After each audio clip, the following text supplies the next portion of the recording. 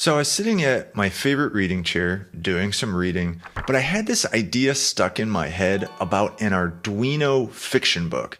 It's something that I'd been thinking about for years. Thing is, I love prototyping with Arduino, but I also love to read. So I'm like, what if we could mash these ideas together, like Tex-Mex? We could make a fun fiction story about Arduino stuff. So I finally reached out to a writer who it turns out was an electronics geek at heart, and I told him about this premise that I had. What I realized pretty quickly was the story that I had in mind was nothing like the story that was being written. It was a whole lot better. So we hired an illustrator who had mentored under a Marvel artist to work on some graphics. At first we were just going to do like one picture per chapter, but then Josh, our video editor, thought, hey, these pictures are great, let's turn this thing into a graphic novel. So we have a book, or a graphic novel. It's about a washed up theoretical physicist who gets hired by a company of ill repute to build something he doesn't know. Along the way, he gets help from his electronics hobbyist dad and a coworker who's trying to solve a decades-old mystery. What you're watching right now is a voiceover of the book. It's basically, this is an audiobook with pictures in it. Maybe this is like a pictorama, I don't know what you call it. Anyway, that's what you're watching. We're going to be releasing chapters of this book on our YouTube channel. If you want to buy the book yourself, and it's a great way to support our channel, just go to the link in the description. You can pick up the book on Amazon. The Kindle version's also available, and we'll be releasing the audiobook version there as well. If you know somebody who likes sci-fi, enjoys reading, maybe into Arduino stuff, tell them about the book. We'd really appreciate it. Well, without further ado, here is the prelude to the Arduino paradox. The Arduino Paradox. Prototyper Chronicles Index equals 0 by Mark Lambert. Illustrated by Brandon Scribner. Narrated by Bryan Sfara. Prelude. Black institutional coffee and the liquid blue shockwave of Elysium.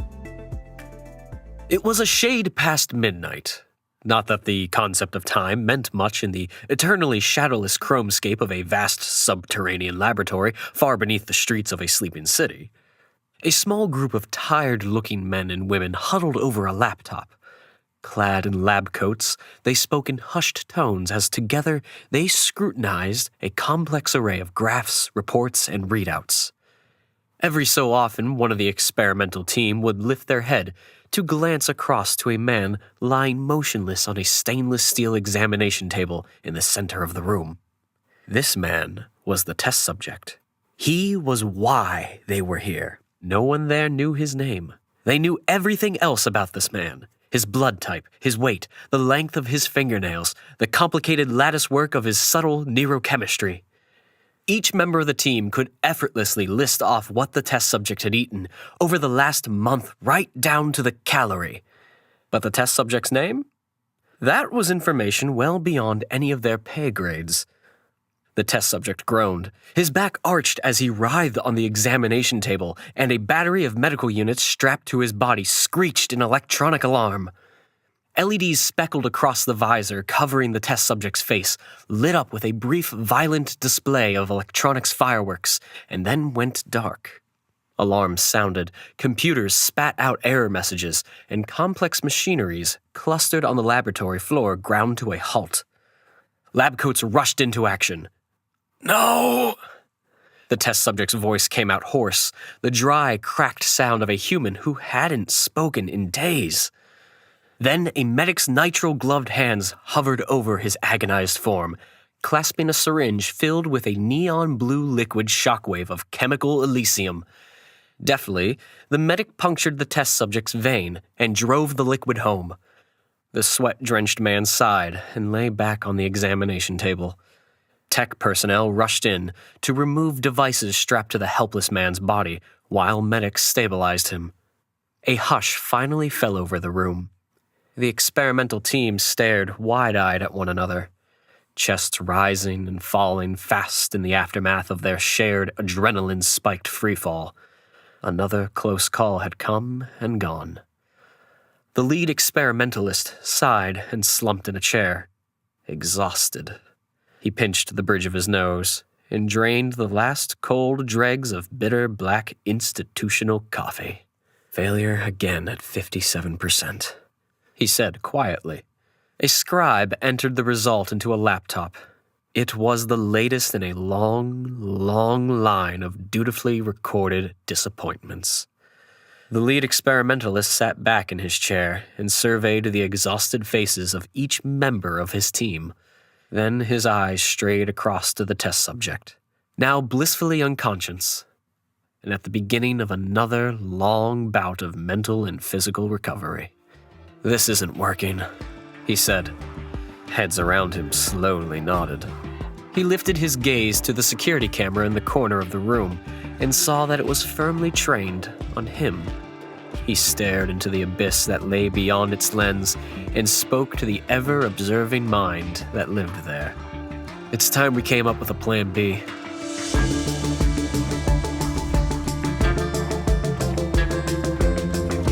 Introduction: Ezekiel and the Bulldog Clip of Destiny. Dr. Ezekiel Troubadour woke up to a shrill metallic beeping. Again. He grunted in distress, half forming the notion that the noise had been happening for some time. Ezekiel, Zeke to his friends, of which there were 3, including his dad, dragged a large, overstuffed Star Trek-themed pillow over his head. Something sounding like the word "no" emerged from inside the pillow's warm, feathery innards. Time passed. The noise didn't. A trembling fist emerged from under the covers and slammed down on the faded red stop button of a vintage 1980s PQ-30 digital alarm clock. The noise stopped.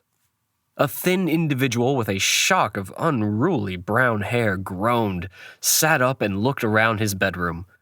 Scratching various parts of his anatomy, he reached for his bedside table and slid on an oversized pair of black-framed spectacles. Ezekiel, Dr. Troubadour to his colleagues, of which there were currently none, glowered at the fractured artifact of vintage timekeeping electronica that now lay dangling on its cord like a criminal from the hangman's noose. 10:15 a.m. The alarm clock display flickered up at him in its last death throes. Late already. Again.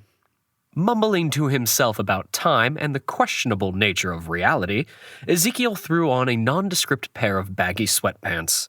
He chugged a glass of water over his kitchen sink, scooped the various parts of his alarm clock into a plastic bag, and stumbled outside his front door. It was Tuesday, and he was late for breakfast. Running his hands through his thick shock of frazzled hair and blinking his sleep-drenched eyes back into focus, Ezekiel scuffed his way up 2 flights of narrow, 60s-era apartment block-style stairwell. He tapped his knuckles on a familiar door, yawned, and stepped inside. "Yep, son." A waft of sizzling bacon assailed Ezekiel's nostrils. Jim Troubadour emerged from a well-lit kitchen. "You're late." Ezekiel's dad waved an oil-slicked cooking spatula in his son's direction. "Yeah, late night." "Looks it." Jim grinned. "Come and help your old man make breakfast." 15 minutes later, Ezekiel sat at a small linoleum table across from his portly progenitor. He gazed down at a plate mountain of bacon, eggs, and an assortment of fried things he struggled to recognize. How was his dad not a small cholesterol-fueled blimp? Jim raised an eyebrow and pointed a fork dripping with egg yolk at the plastic bag filled with alarm clock bits Ezekiel had placed beside him on the table. "Problem with the old alarm clock?" "Yeah." Ezekiel mumbled around a bite of bacon. "It fell apart." Just fell apart, did it?" Jim's eyes narrowed. "Don't know what to tell you," Ezekiel said, shoveling a bit too much egg into his mouth. "I just gently pressed the stop button. Maybe old electronic devices aren't as reliable as you keep going on about." Jim grunted, then mumbled nerdish things about resistors, and he poked through the dead clock's plastic casing and dusty circuitry with his butter knife. "It'll take some work, but I'll fix it for you," he intoned. An unsettling glee crept into blue eyes twinkling from beneath gray, bushy eyebrows. I picked up a new soldering iron the other day. It'll be perfect for this job. Remind me to show it to you later. It's a real beauty. I can just use my smartphone, Dad. It's got a built-in alarm, volume controls, and everything. I'll fix it for you, he repeated, raising his yolk-drenched fork to signal the subject was now closed. Conversations like these always ended the same way. The two ate in silence to an old rerun of MacGyver, far better than the newer version, Jim assured his son loudly and often. When their enormous mountains of food had become molehills, Jim cleared his throat. So, Ezekiel's shoulders tightened. How's the job hunt going? Dad. Now don't get all uppity, Jim said as he got up and cleared the plates. A man's allowed to ask innocent questions about his son's vocational prospects, isn't he? Silence reigned as MacGyver fixed a helicopter with a coat hanger. Isn't he? Ezekiel grudge-nodded. He wished he could explain. For years of his life, his gaze had been fixed on one thing to the exclusion of all else, including hygiene, money, and relationships, though not always in that order. The moment he started his PhD in physics, Dr. Ezekiel Q. Troubadour knew, with every fiber of his bespectacled being, that he had something new and original to say. No one, himself included, understood exactly what he had proven when he submitted his PhD, neatly bound and in triplicate, to the Academic Assessment Board. Blending metaphysics with physics and Zen philosophy with a mountain of quantum mechanics, Ezekiel had shown, conclusively mind you, that causal phenomena were real. What did that mean precisely? This was a question Ezekiel had become all too used to hearing. When pushed to simplify, Ezekiel would explain that it meant that an event, and the stuff that caused that event, could happen backwards. At first, Ezekiel could only prove it at a minuscule scale. A subatomic particle could move because it bumped itself. But step by logical step, he bridged the gap to the world at large. By the time his thesis came back from the printer with its classy purple faux leather cover, Ezekiel was able to present a string of mathematical formulae that demonstrated, as surely as 2 + 2 usually equals 4, that a person could know something in advance because it was about to happen. It also meant, theoretically at least, that you could build a device that responded to a future input because it was going to happen. That's where things got interesting. In a final flourish, his thesis proposed an experimental method that anyone could reproduce with basic electronic components. Rather grandly, he named his theoretical invention the synchronistic effectuator. The consequences of Ezekiel's study were ridiculous and far-reaching, if a little bit terrifying. Everyone agreed it was a triumph of intellectual inquiry. But there was a problem. No one knew quite what to do next. And then the world just moved on. And when the awards and acclaim didn't arrive, Ezekiel found himself lost and aimless, not quite willing to leave academia, but just as unwilling to dive into a more practical existence, where money, girlfriends, and hygiene happened. Again, not necessarily in that order. Jim sighed, rubbing his hands on the A-Team apron and looking concerned as only a father with big eyebrows can. Listen, son, I'm not going to pretend I understand your PhD stuff, he said, making annoying air quotes in the air around the acronym. But you're wicked smart. And if you could just... Dad... No, hear me out. Maybe a real job is what you need right now, you know? To dust the cobwebs off that massive brain of yours. You've had your head up in the clouds so long. I had a real job. I was a theoretical physicist. But I mean real. Like in electronics, or at a hardware store or something. You know, where you make and sell some normal stuff. Jim trailed off as his son stood up from the table. The pair walked together to Jim's front door. Jim squeezed the taller man's shoulder. "Sorry, son. I was out of line." Ezekiel pushed his glasses up his nose and squared his shoulders. "Nah, you're right, Dad. It's time I got on with life. I'll start looking for work tomorrow. Promise." Ezekiel smiled, a twitch at the corner of his mouth betraying how hard the words had been to say. "You gonna fix that alarm clock for me, right?" "You know it," Jim beamed. As Jim's door closed behind him, Ezekiel plodded back downstairs, feeling a few pounds heavier around the stomach and a few pounds lighter around the shoulders. Maybe a job at the local hardware store might be fun. He half pondered, but that was for later. His immediate plan was to digest his breakfast while catching the rest of that MacGyver episode. Ezekiel opened his apartment door and stepped inside. Something crunched underfoot. He looked down at a large yellow envelope around his room as though some invisible roommate might materialize with a simple explanation. He picked the envelope up, feeling its bulk.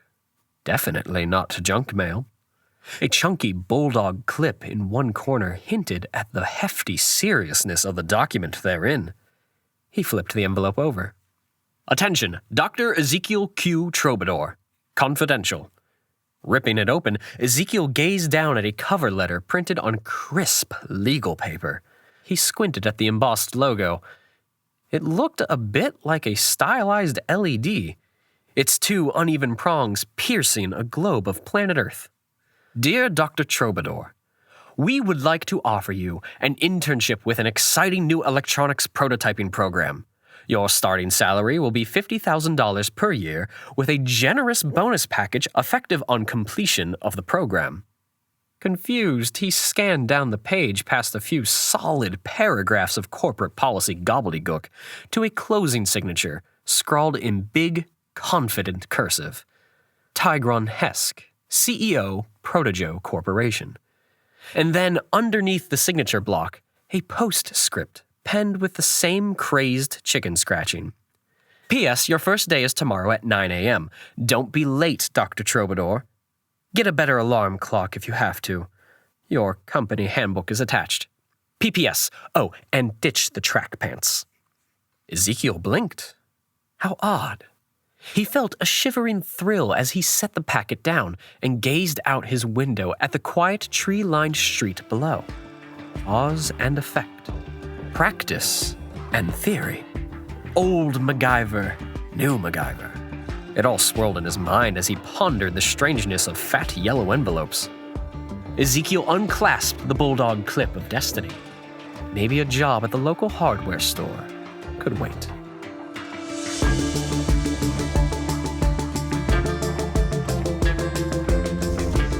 Chapter 1.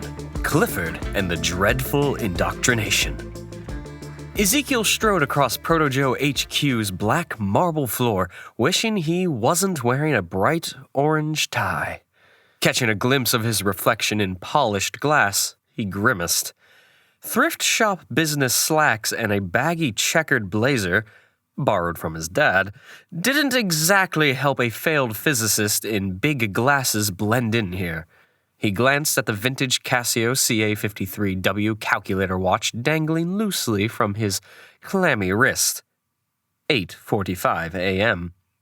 At least he was early. "Dr. Ezekiel Troubadour." Ezekiel announced to an official-looking man sitting at an official-looking registration desk. Ezekiel couldn't help noticing that the man's tie was of a distinctly non-orange shade of official gray. He also wore an official badge on his lapel with a Protojo logo. Printed beneath it in strictly no-nonsense Helvetica were the words, "Robert, Official Lobby Liaison." The word official was neatly underlined in red marker. Ezekiel concluded the man before him was an official of some kind, and he was probably named Robert. Robert stared back at him blankly. "I'm the intern?" "You're the intern," Robert repeated. "Yes, I start today?" You're the intern and you start today? This is what you're telling me? Robert, official lobby liaison, flicked his eyes downward, and Ezekiel heard the whispered click of a keyboard. A flash of grudging recognition swept across Robert's face. Oh, you're the intern. His inflection made the words sound like an unusually smelly treatment for athlete's foot. You're late.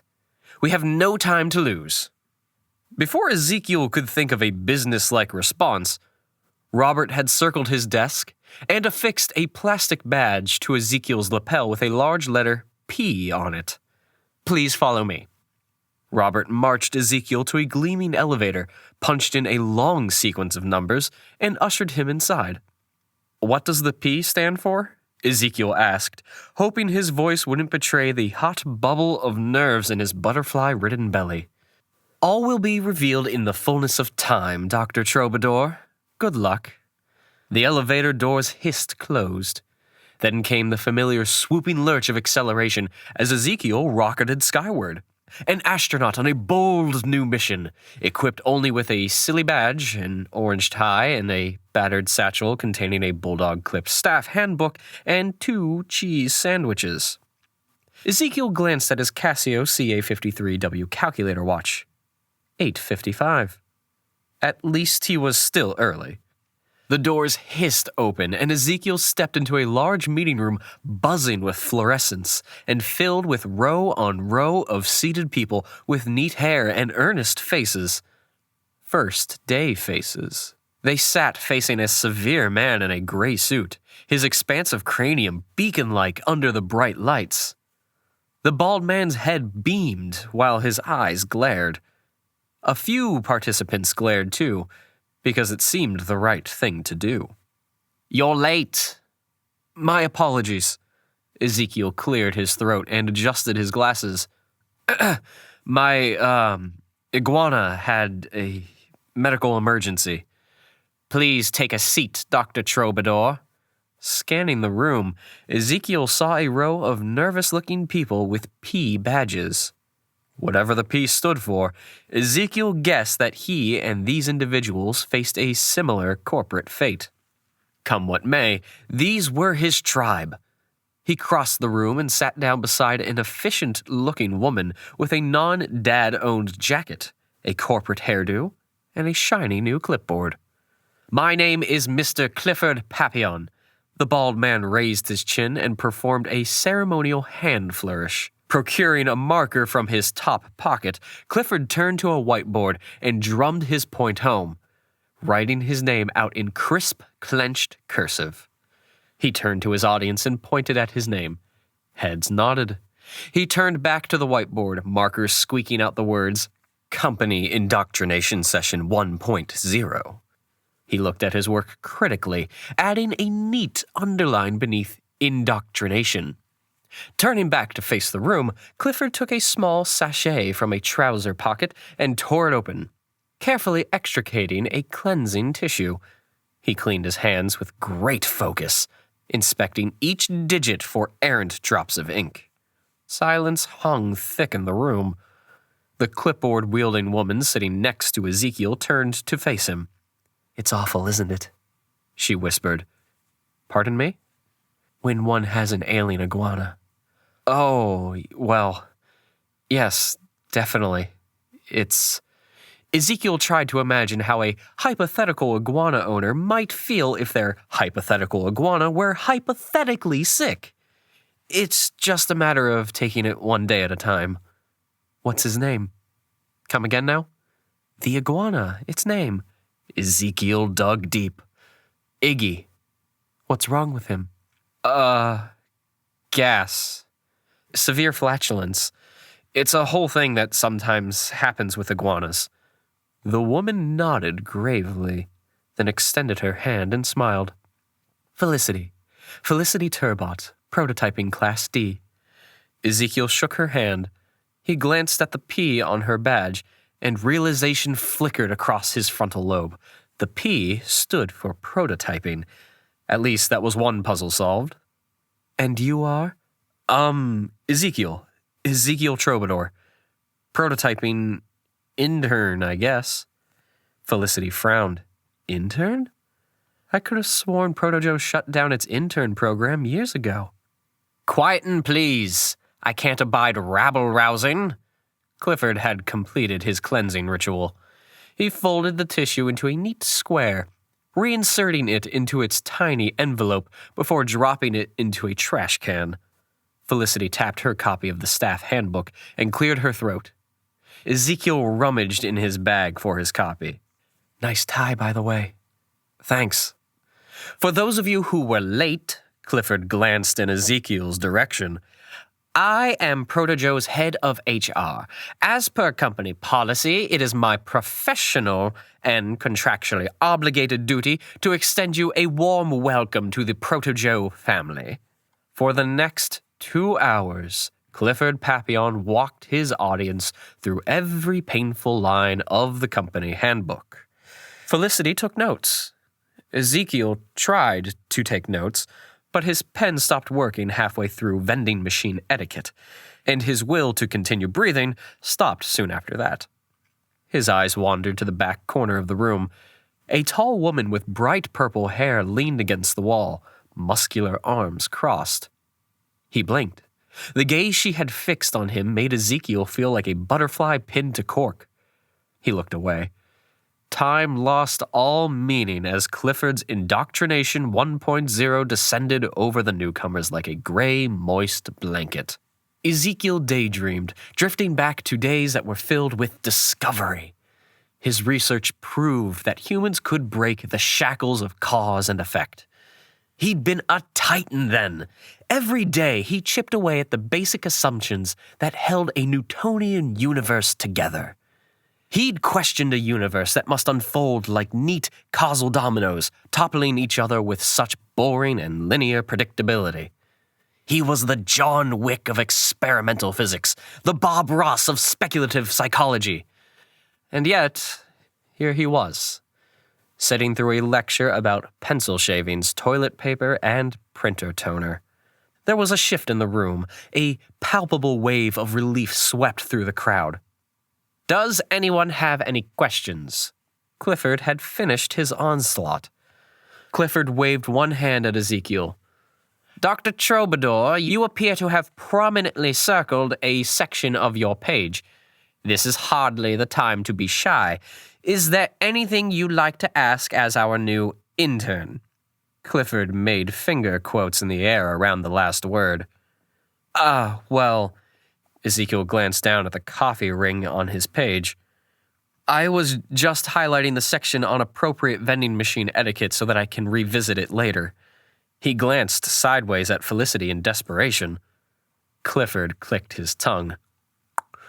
Well, you all have your assignments. Please proceed with haste. Everyone else in the room bustled off to their new working life in the Proto-Joe corporate machine as those with P badges gathered together like small, frightened orphan ducklings. Ezekiel glanced across to where the strange purple-haired woman had been. She was gone. Prototypers, follow me. Clifford strode from the room, a captain of industry in sensible loafers. The bald man led the group through a maze of corridors that seemed to get dimmer, narrower, more separated from the real world of sunlight and sandwiches and comfortably elasticated pants. One by one, the P contingent were dropped off at their new cubicles until it was just Clifford and Ezekiel. Turning one last dark corner, Clifford stopped and turned to Ezekiel. For the first time, his thin lips twitched into a hint of a smile. Dr. Troubadour, I've been instructed to station you here. Ezekiel stood in front of a gloomy room with a scenic view of a fleet of dilapidated photocopiers. An office? Most observant of you, Dr. Troubadour. Yes, this is, in point of fact, an office. He opened the door and ushered him inside. But I'm just the intern. Our CEO, Ms. Hesk, was quite clear in her instructions. Please commence work, Dr. Troubadour, starting with your non-disclosure agreement. Dr. Ezekiel sat at his desk. Neat boxes of electronics were stacked on shelves on one wall. A Proto-Joe motivational poster greeted him on the other. Stock photo footage of a team of scientists vigorously agreeing over a bar chart. Innovation, the poster proclaimed in bold type along the bottom. Ezekiel sat at his new chair. It squeaked in protest. He could empathize. On Ezekiel's new desk sat an enormous contract. He scanned the first few pages of the non-disclosure agreement.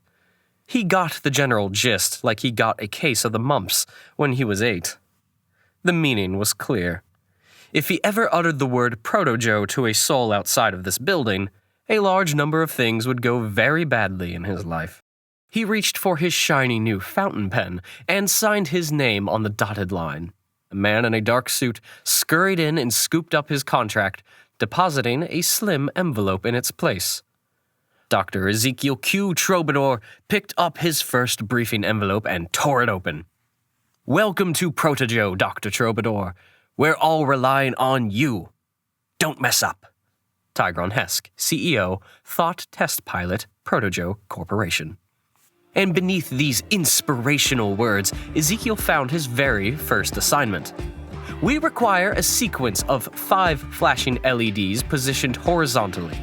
The unit should be small enough that it can be installed in a sensory-blocking helmet.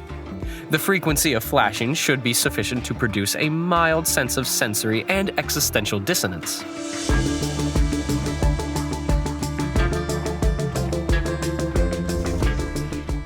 Chapter 2: Tigron and the Awkward Tuesday. Okay, explain to me one more time what you do, Jim said, his words muffled by a mouthful of microwaved breakfast bagel. Ezekiel was beginning to regret accepting his dad's invitation to accompany him on his walk to work. It was another gray Tuesday morning, and 1 week had passed since his first day at Proto-Joe Enterprises. Not much had happened since he submitted his first prototype late last week. The work had not been easy. While the electronics bore some resemblance to the exactitude of academia, both the sheer variety of semiconductors and the unforgiving nature of coding made him feel like he was back at school again. Still, it had been satisfying to feel new knowledge solidifying in his mind, like cookies in an oven. Other than prototyping, there'd been mountains of paperwork, of course, and more follow-up training by Clifford. If Ezekiel had to endure one more lecture about the PPP, Proto-Joe Paperclips Policy, he might have to stick an officially endorsed regulation Proto-Joe paperclip right up Clifford's nose. Oh, and the week had been capped off by an awkward staff birthday party for a nervous-looking woman named Geraldine. The cake had been stale and an unsettling shade of neon yellow. One more time, then I'm done explaining this, Dad. Jim nodded his agreement, a small chunk of bacon flying from his mouth and adhering to a nearby shop window. Okay, it's like this. Proto-Joe is a giant international electronics company, and they pay people like me to make prototypes of... Ezekiel's explanation trailed off while he reached for a word that might resonate with a man of Jim's generation. They make prototypes of gadgets for thousands of clients all over the world. And you're an intern there. Yeah. So you're an intern, and you make gadgets. Prototypes of gadgets. Jim Troubadour mulled this over a moment, dabbing an errant glob of ketchup from his bright green Yoda t-shirt. The two men took a sharp right and gazed up at the glittering skyscraper of Proto-Joe Inc., looming like a stern math teacher over an unruly classroom. Jim craned his neck back to take in the building in all its stern glory. He whistled in awe. A small piece of fried egg achieved escape velocity. Sounds like exciting work, son. Ezekiel considered admitting that the high point of his week had been his decision to invest in a pair of less dorky trousers. I suppose you better get up there and make more gadgets. Ezekiel grinned, clapped his old man on the shoulder, and turned his gaze to Proto-Joe's front lobby. But then he hesitated and turned back, his expression thoughtful. It is funny, though, Dad. The first task they gave me. Oh, what about it? The new client wanted a LED array for a sensory-blocking helmet. Jim grunted in recognition. A bit like the idea you were working on in your big fancy essay? Doctoral dissertation. Ezekiel corrected, his thoughts far away. But yeah, this client, whoever they are, wanted a light device that produced a mild sense of sensory and existential dissonance. Those are the exact words they used. So, it sounded familiar, so I checked my thesis. Jim gave his kid a sharp and daddish look. You don't want to get caught up in thinking about all that stuff again. No, it's okay. I'm fine. But that phrase, I use those exact words to describe my experiment design. His voice changed to a robotic timbre as he quoted from his thesis, words that pain and regret had burned deep into his memory. Chapter 1, the first step in producing out-of-phase acausal awareness must invariably be inducing disorientation in the test subject, coupled with a mild sense of sensory and existential dissonance. Lost in thought, Jim chewed on the last bite of his breakfast bagel, scrunched up the wrapper, and shrugged. Coincidence. Sometimes words are just words. I guess so. Jim's eyes trailed off across the road, and his bushy eyebrows lowered into a frown. What is it? Ezekiel followed Jim's gaze to a nondescript, black panel van parked across the street. Nothing. I just could have sworn I saw that van on our street this morning. He shrugged. You better get to work. The troubadour men parted ways, and Ezekiel crossed the threshold to his now familiar 9-to-5 home. With shoes clicking and new briefcase swinging, Ezekiel crossed the shiny black lobby to the main elevators. He nodded at front desk Robert, who sniffed with studied haughtiness and tapped a few buttons on his keyboard. The elevators hissed open. A massive figure stood inside, muscular arms crossed, clad in rivet-glimmering riding leathers and an oil-black motorcycle helmet. Ezekiel took 2 steps back. "Good morning, Miss Hesk," Robert waved. The leather-encased human nodded at him. Hesk.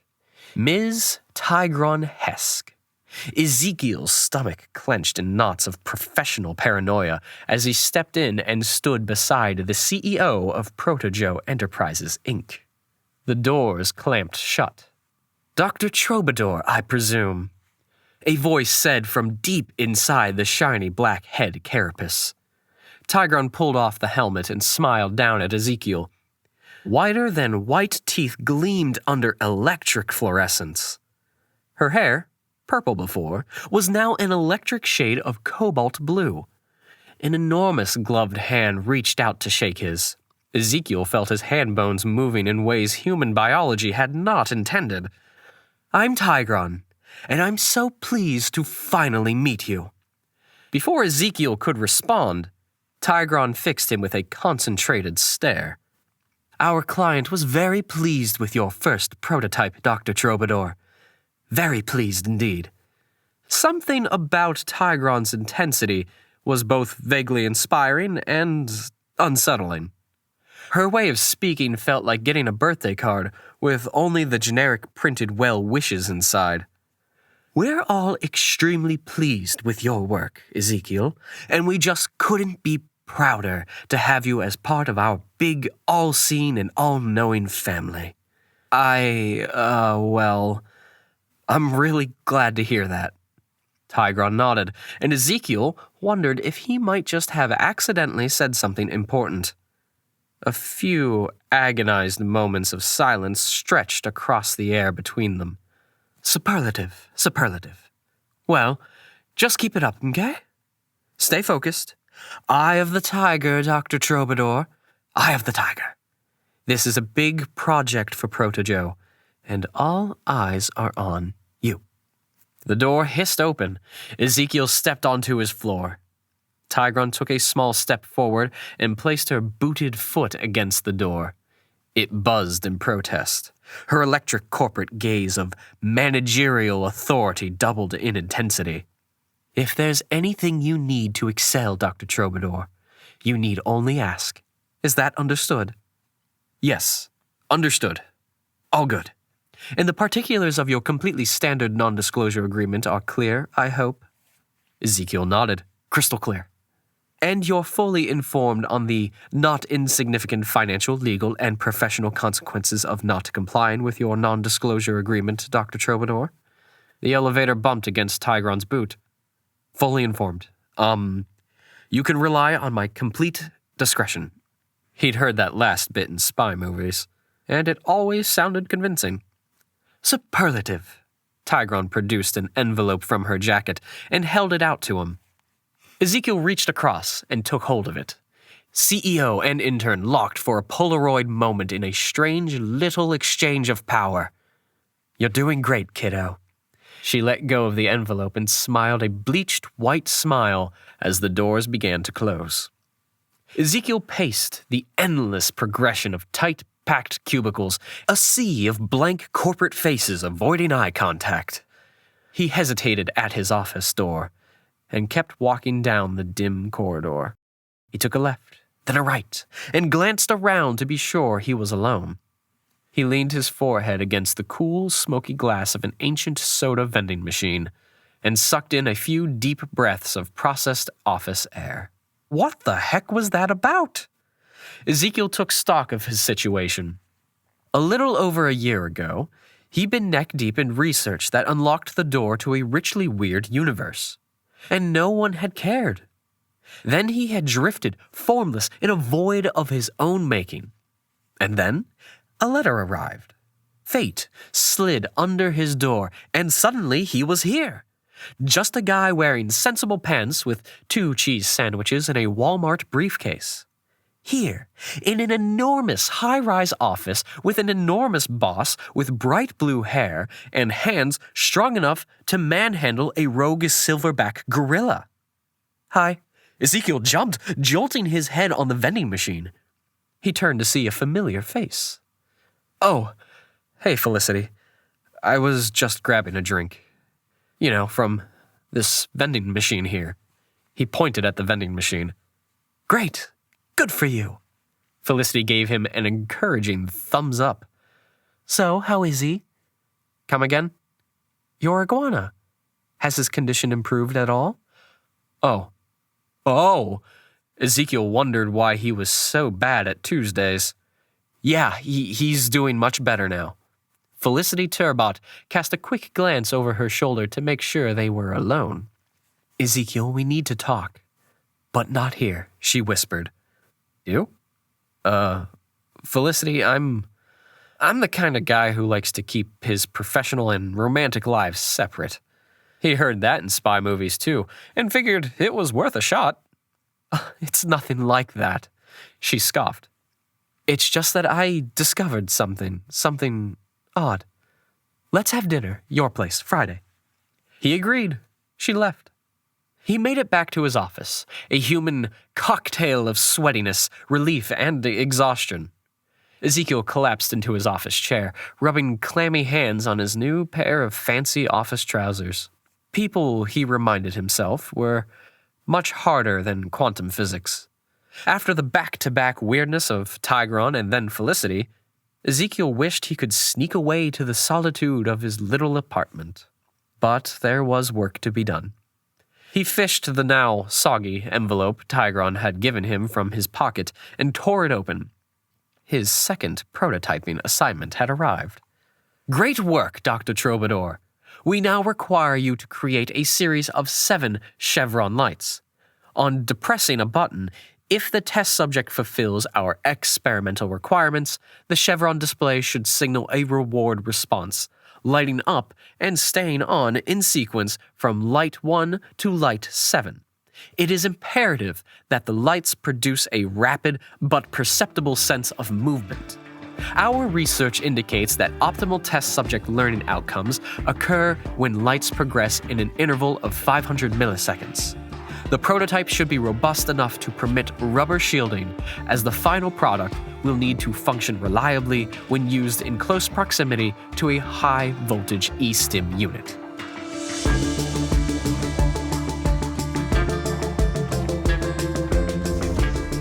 Chapter 3. Felicity and the Iguana Epiphany. Another week sailed past. As each new day at Proto-Joe Inc. unfolded, his feelings of unease grew like green mold on grainy bread. All the other people who started work with Ezekiel were distant silhouettes, off on their own paths, safely encased in their own cotton wool prisons of protocol and procedure. Ezekiel, meanwhile, toiled away in his gray little corner, like a corporate ghost with a fondness for cheese sandwiches.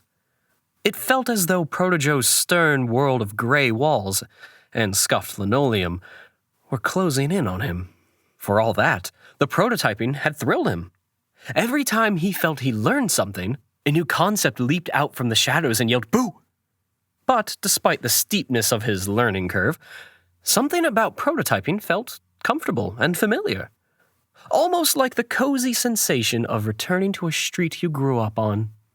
He still experienced a constant state of befuddlement at how Arduinos made their magic happen, but he was beginning to see circuit boards, jumper leads, and lines of code as new friends. Ezekiel finalized his last prototype that very morning. 3 neutral-faced people with white gloves had picked the device up from his desk.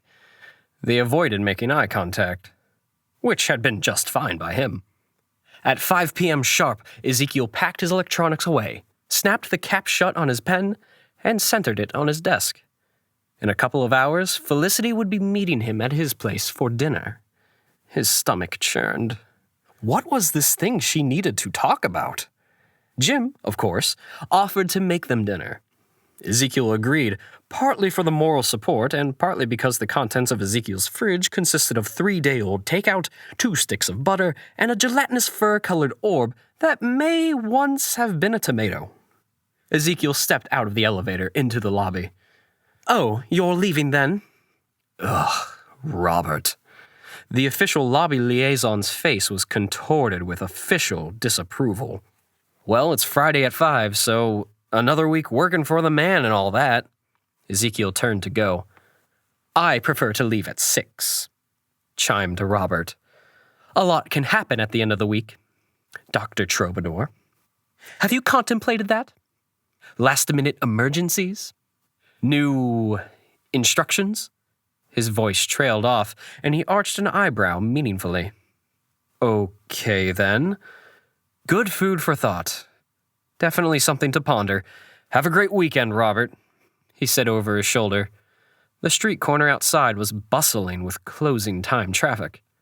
Ezekiel eased the tension out of his neck and glanced at his watch as a black panel van slowly pulled into the street beside him. Relieved to be back out in the real world, Ezekiel began his now familiar evening walk back to the comfort of home. The doorbell rang at exactly 7:01. Ezekiel jogged to his dad's front door and opened it to find Felicity confident and upright, clutching her gleaming black leather briefcase. Come in. Jim's head appeared from the kitchen, followed by the rest of him, which happened to be encased in a vintage Wonder Woman apron. "Felicity, is it? I've heard all about you." Jim ignored Ezekiel's pained expression. "Dinner will be ready in a few minutes. Ezekiel, show Felicity around. Tell her about my new soldering iron. Dad, she isn't interested in your—" "Oh, what brand?" "A Weller." Jim flashed Ezekiel a triumphant look. "The SP40? Nah, I lashed out. Got the WLSK80 series soldering station." Felicity whistled. Jim beamed and disappeared back into the kitchen. The chopping and pot-banging sounds ramped up. "Well, first things first," Felicity said, swinging her shiny black briefcase onto the dining room table and opening the clasps with 2 satisfying snaps. She pulled out a crumpled brown paper bag and thrust it into Ezekiel's hands. What's this?" "Antacid tablets, cricket-flavored, a 1-month supply." "Wow, great. I was all out. What a lovely gesture." Felicity rolled her eyes. "They're for your iguana. I have a friend in the pet pharmaceutical game. I made some inquiries on your behalf, and she informs me these are perfect for helping medium to large iguanas with digestive complications. Give him 3 tablets daily, and let me know immediately if things worsen." The kitchen had gone silent. Ezekiel knew his dad was listening. "Oh, I will," Ezekiel croaked. "Thank you. That's very thoughtful. I'm sure..." Ezekiel reached desperately to recall the name of his completely fictitious iguana. "I'm sure Iggy will appreciate it. Is, that the serious thing you had to talk about?" Felicity shook her head. "No, I'm afraid that's somewhat trickier." Felicity sat down at the table and pulled a single piece of paper out of her briefcase, carefully placing it in front of her. It had Proto-Joe letterhead. Ezekiel sat down too, suddenly feeling a good deal more worried. Just then, Jim burst into the room carrying 3 steaming plates mounted with a wide variety of his favorite life-shortening foods. "Enough talk of business, you two." He glanced at his son and mouthed the word iguana. Ezekiel shook his head. "Let's eat." The trio ate and small-talked, although Jim and Felicity did the majority of the talking. Ezekiel just listened as the two vigorously agreed that the original Dark Crystal movie was vastly superior to the TV series. Felicity pushed her plate aside with care. She turned to Ezekiel, leaning forward a little. "Ezekiel, may I speak plainly?" She glanced sidelong at Jim. Ezekiel nodded. "She's asking if you're okay talking about business stuff in front of your old man," Jim explained. "Oh, yes, he knows all about Proto-Joe, prototyping and whatnot." "Okay, good. Good." Felicity shot a grateful smile at Jim and placed the paper in front of her. She plucked a pen from her jacket and took her time lining it up precisely alongside the page. It suddenly dawned on Ezekiel that Felicity was stalling. She was actually lost for words. He was surprised that could happen. Tension filled the room then, like 1,000 semi-inflated gray balloons squeezing into every available space. The light from the bare light bulb above them seemed to grow dim. 3 differently odd people huddled over a suddenly ominous sheet of paper. Felicity cleared her throat again. "Ezekiel, the day we met, you mentioned you joined Proto-Joe as part of the intern program, yes?" "That's right," Jim jumped in. "He got an offer clear out of the blue. It was just sitting there under your door, wasn't it, son?" "Yeah, that's right. It was kind of a strange coincidence. I just decided I needed a job, and like Dad said, the job offer was just there." Felicity nodded. "I see." She picked up her pen and clicked it a few times, a nervous tick. "Here's the thing," she said, her voice almost apologetic. "There is no internship program at Proto-Joe. There was one way back in the 70s, but Proto-Joe stopped any kind of entry-level program when the company began to accumulate big clients who, let's just say they were the kind of clients who didn't want inexperienced interns blabbing to the world about their business. Well, maybe they just heard about Ezekiel's work and decided they'd restart the program to get someone of his caliber working for them." Jim beamed at his son. "With all due respect, Jim." Felicity paused. Can I call you Jim?" Jim nodded with a big grin on his face. "Just don't call me Shirley." Felicity smiled and continued. "With all due respect, Jim, there's no way a huge mega-corporation like Proto-Joe would pluck a physics academic with no electronics background out of obscurity to offer a prestigious and well-paid prototyping internship. It just doesn't track." "Okay. It is odd," Ezekiel said slowly, lost in thought. "But what does it matter? It's just a job title, right?" "Well, yes and no," Jim responded. "Sometimes you just gotta trust your nose, right? If something smells fishy, sometimes you gotta go find the stink." Jim nodded at Felicity knowingly and tapped the side of his nose, leaving a small smear of mustard. "Exactly," she pointed at Jim with 2 finger guns. "Your odd situation got me curious, Ezekiel, so I did a bit of digging through Proto-Joe's files." "Are you a hacker?" Jim whispered, eyes wide. "Did you hack their mainframe?" Ezekiel rolled his eyes. "Dad." "No, it happened, son. Remind me to play that movie Sneakers for you sometime, with Robert Redford. Amazing movie." Oh, what about War Games with Matthew Broderick?" Felicity chimed in. I have it on VHS, Jim said, proudly adjusting his apron. No way, director's cut? Focus. Ezekiel rapped his knuckles on the table. Sorry, where was I? Yes, Jim, I hacked their mainframe. If by hacking you mean rifling around in the HR shared drive during my coffee break. She slid the piece of paper between Ezekiel and Jim, who both leaned forward to examine it closely. Official communique from Tigron Hesk, CEO, to Clifford Papillon, head of HR. Mr. Papillon, we've discussed this verbally 3 times, and still I see no progress. So I'm now officially requesting on company letterhead that you immediately prepare the necessary papers to onboard Dr. Troubadour with extreme haste. Our client has assured us that money is no object. Our client has also reminded me that its future financial support is 100% contingent on Dr. Troubadour's involvement. As I stated in our conversation in the elevator this morning, I categorically do not care that this is extremely irregular. Nor am I concerned about what title you give him. Make him an intern for all I care. Offer a generous entry-level executive salary. One he can't refuse. And have this individual report directly to me. Have his contract completely airtight, and liaise with the security team to initiate standard compliance protocols. This is business critical, Mr. Papillon. I advise you to pursue this as your top priority if you wish to remain in gainful employment with Protojo Inc. Cordially, Tigron Hesk, CEO. Whoa, Jim muttered, grabbing a potato chip from his plate and crunching on it. Yeah, Felicity agreed softly. What do you think she meant by standard compliance protocols? Jim asked. I have no idea, but it doesn't sound good. Ezekiel removed his glasses and polished them on his shirt. His face had turned an odd shade of grayish. So, to summarize, a shady client company I know nothing about is pressuring Protojo to employ me, specifically for this project. Felicity nodded.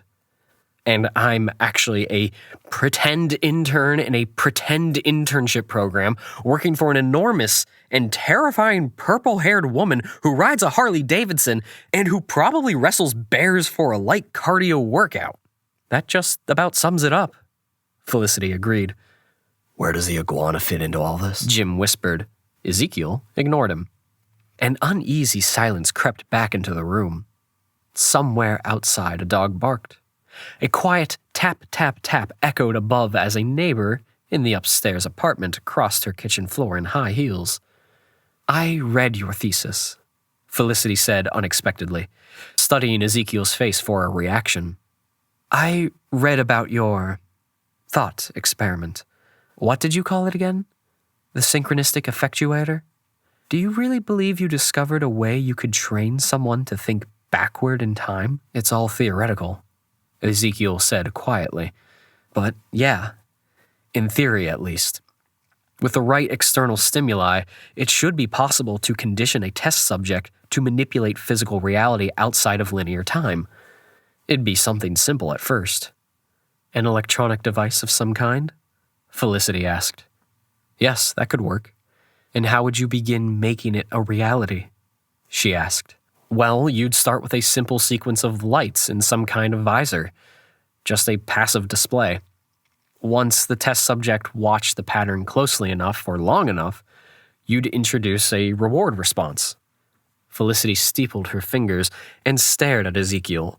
She'd arrived at her point. It was the same realization that had dawned on Ezekiel earlier that week. This client, who or whatever they were, wanted to make Ezekiel's thought experiment a reality. Wait, Jim said. This client is paying you to make your invention? That's a good thing, right? I'm not so sure, Dad. I'm not so sure. A shady company messing with the time-space-time continuum is a bit like Biff stealing the almanac, Felicity offered, sensing Jim might resonate with a Back to the Future reference. Got it, Jim said.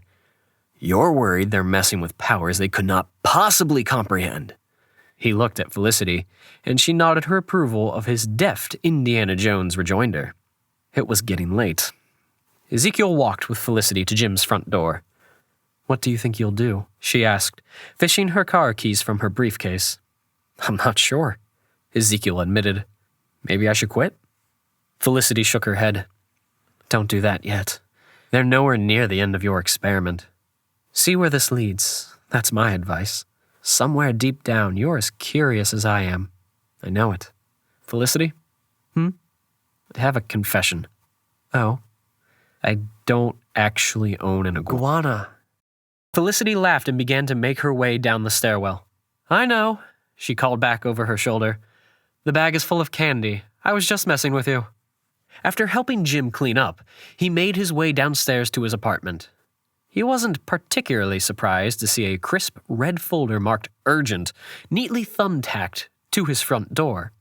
He took the folder inside and opened it to find a single sheet of paper. Of course, his next assignment had arrived. "We are ready to progress to an interactive device.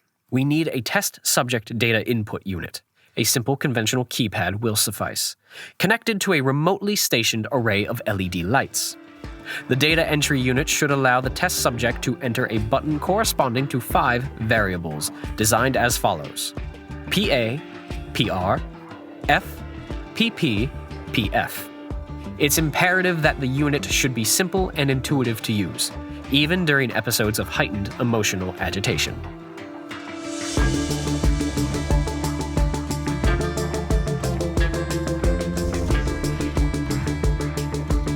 Thanks a ton for watching. You can head over to Amazon to purchase this book. It would really help support our channel. Thanks a lot. Have a great one.